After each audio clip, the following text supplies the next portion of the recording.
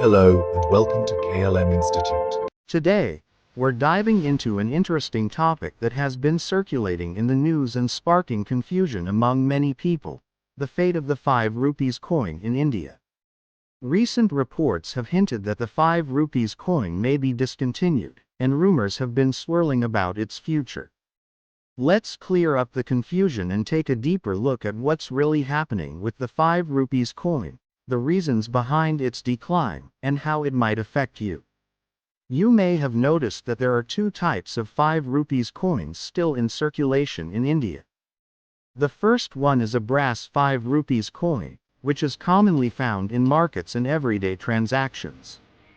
The second one, however, is a thicker, heavier 5 rupees coin made from a different metal, which is not as frequently seen in circulation anymore. So, what's happening with these coins, and why are we seeing a reduction in the presence of the thicker 5 rupees coin?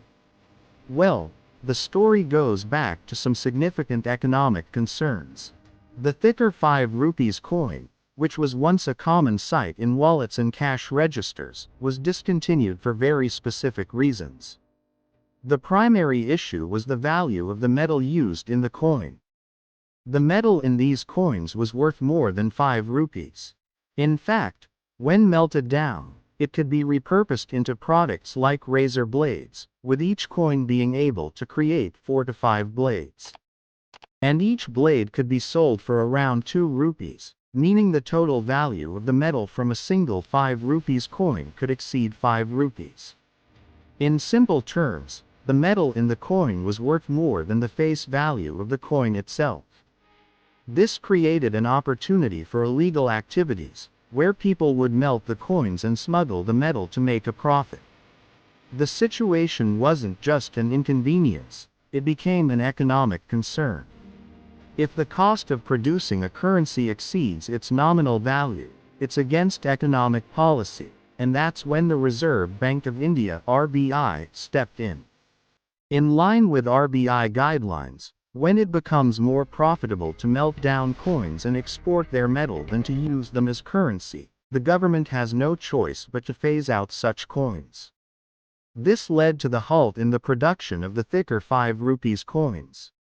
While these coins were still in circulation for a while after this decision, they have now become scarce in markets and are no longer being produced. But the story doesn't stop there. The disappearance of these thick 5 rupees coins wasn't just an economic decision. It was also driven by illegal smuggling, especially to neighboring countries. It was discovered that the metal used in the thicker 5 rupees coin was being smuggled out of India, primarily to Bangladesh, where the coins were melted down and turned into razor blades. According to reports, a single 5 rupees coin could be used to make around 6 razor blades, and each blade could then be sold for 2 rupees, making the total value of the metal far more than 5 rupees. This illegal practice had been reported back in the mid-2000s, with articles from major news outlets like The Times of India and NDTV covering the issue in 2006 and 2009. Over the years, this issue led to the government taking action to stop the illegal export of these coins, which were being used for far more than their original purpose. The government replaced the thick 5 rupees coin with a thinner version, using a different metal alloy that was less valuable, in hopes of discouraging these illegal practices. The new 5 rupees coin was made lighter, both in terms of weight and value, thus minimizing the temptation for smuggling and melting. Now, you might be wondering if the problem still persists. It's been almost 18 years since the first reports of the smuggling of 5 rupees coins, and a lot has changed in the world of economics. Inflation has significantly affected the value of money.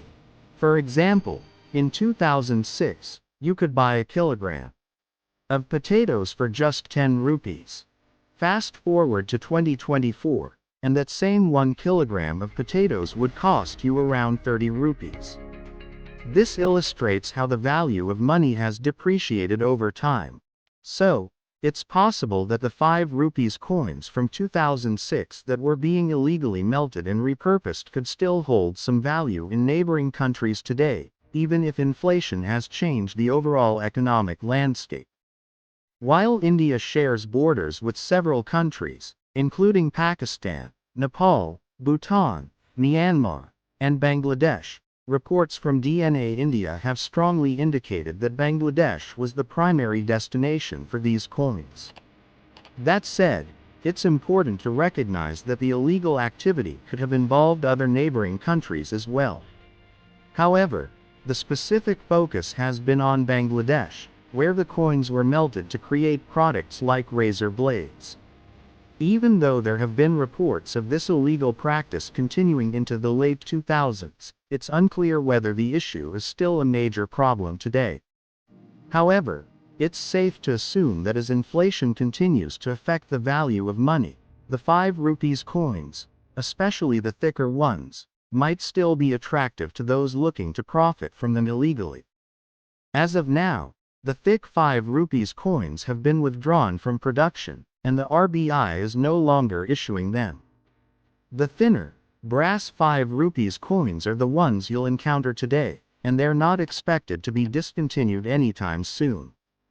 However, it's important to keep an eye on updates from the RBI or government, as currency practices can change with shifting economic circumstances. So, if you're still holding on to some of the older 5 rupees coins, especially the thicker ones, you might want to hang on to them as a piece of Indian currency history.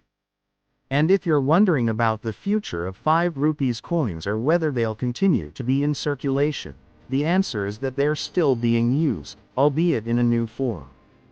That's all for today's deep dive into the 5 rupees coin story.